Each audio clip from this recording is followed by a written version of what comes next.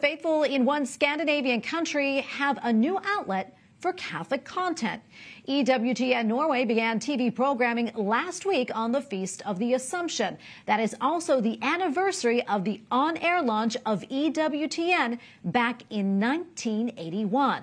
Norway already had Saint Rita Radio, which began in 2020.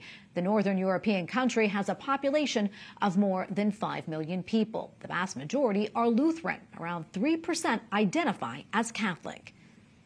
We go now to Pal Johannes, co-founder of EWTN Norway. Pal, wonderful to be with you today.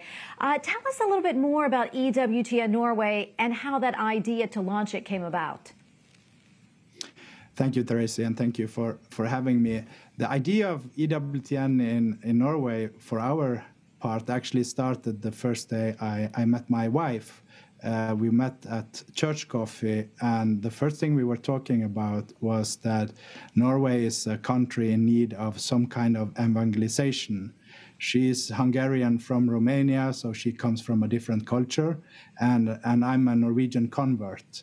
So that was the first time we started talking about it. And during the pandemic and all those things, the churches in Norway were closed, and then we saw the opportunity to start broadcasting Mass from our local parish, which evolved from that into a radio called Saint Rita Radio. Saint Rita is one of our good friends and helpers. And about a year ago, we did the transition into using the brand EWTN Norway. And on the Feast of the Assumption, which was 15th of August this year, we launched our TV station, which is a true blessing. And it's amazing how both Mother Angelica and Saint Rita has helped us on our way to get where we are today. Yeah, absolutely. What a wonderful blessing. Tell us, what is your main focus, and also what language or languages are you broadcasting in?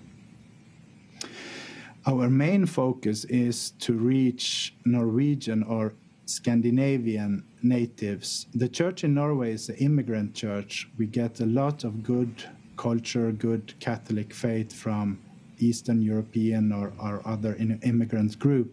But what we're lacking in Norway is a Norwegian Catholic identity, which would show what it means to be a Norwegian Catholic. So, for example, in my parish, we are 4,500 parishes, but we are only 15 Norwegian. So we are a big minority. So our focus is to reach the Norwegian-speaking, mostly Lutheran or people who are not Catholic, and show them the way to the Catholic Church. And that also includes Sweden. We are broadcasting in, we use the Swedish and Norwegian and English in our broadcast that we do. And Pal, I'm curious too, I mean, how is the Catholic Church doing in Norway? Tell us about that. It's like all in Western Europe. We have problem with the secularization. The family is hurting in Norway as in all of the Western Europe countries. And that is one of our main goals, is to show that you can be a Catholic family in Norway and live the faith as a family.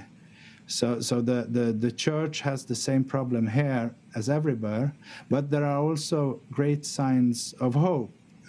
Today, my oldest girl had her first day at school, and it struck me when I was sitting in the class and they did the presentation that all the parents are married.